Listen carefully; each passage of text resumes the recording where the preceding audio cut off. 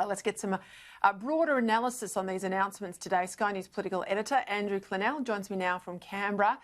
OK, it's all done. We've been talking about these numbers on JobSeeker and JobKeeper for some time. What did you make of the announcement today, Andrew? Well, it's an interesting one. It's a tapering down. It's a good solution in the centre, which Scott Morrison is so good at. I mean, how can the Labor Party argue too much against it? For example, on the other hand, there are enough measures there in terms of mutual obligation to please the Liberal base too, I think. But it's interesting just how much of a difference the two JobKeeper stimuluses are going to be, Peter. So the first 6 months is 70 billion. The second 6 months will be 16. 2 million of the 3.4 million workers on this scheme, subsidised by this scheme, taken off. And that's taken through a number of measures.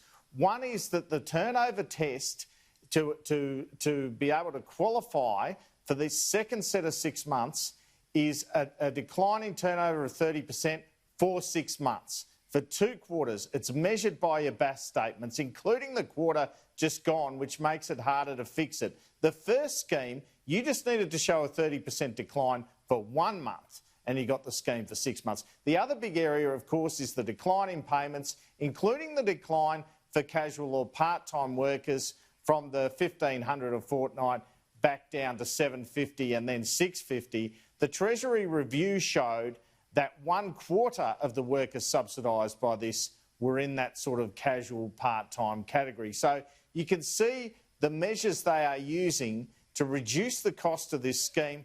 Ultimately, though, it means a lift in unemployment, but not as big a lift as you'd seen if you just pulled the rug out entirely. It's also not just a recalibration in terms of the overall cost of the scheme. That's what the Finance Minister pushes around the table when they sit down and work out these things.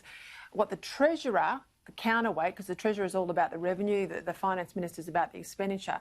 What the Treasurer is also looking at, what are the incentives based on these restructured payments in order that business take that punt, they come back on, they hire some staff, they get the economy moving. Now, if those payments are too high, and they were high initially because everybody was out of work and there were no jobs to go looking for.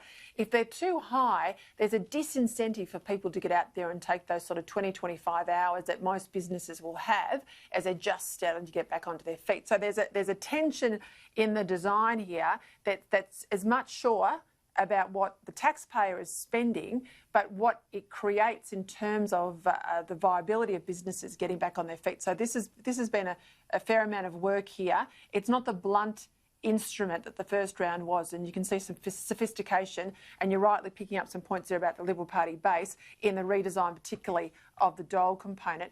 Where's the ALP sitting on this, do you reckon? Well, Jim Chalmers was on Afternoon Agenda today, said he'd back it. I mean, essentially, this is what they did with the first legislation. They usually suggest a few amendments. The government might say yes to 1 of 10, and regardless, the thing passes because the opposition knows it would be political poison to oppose an extension of JobKeeper. They can't go to the wall on it, so I expect it to sail through, Peter. And what's been the reaction about Parliament being deferred? It was due back early August, as we know. The outbreak in Victoria, the advice of the new medical officer, Paul Kelly, has made it difficult to think that Victorians could cross the border. Any reaction in Canberra? Not too much reaction, but I noticed the Prime Minister today in his press conference even talking about bus drivers and supermarket workers, etc., still going to work. So I think it's hard politically to argue. I know he's extended it to August 24 that Parliament resumes. I think it's difficult politically to argue that Parliament shouldn't resume then. It can always resume in that very limited form with pairs that we saw during the sort of pandemic months of March and April, Peter. I think that's probably a likely compromise. The PM makes the point it's not really feasible or desirable. Yeah, I've been watching UK Parliament, Prime Minister's questions, and they take people from all around the UK via video conferencing. Has they given that any thought in Canberra? Have they thought about coming back via video conferencing at least for, a good half of the party room, of the Parliament?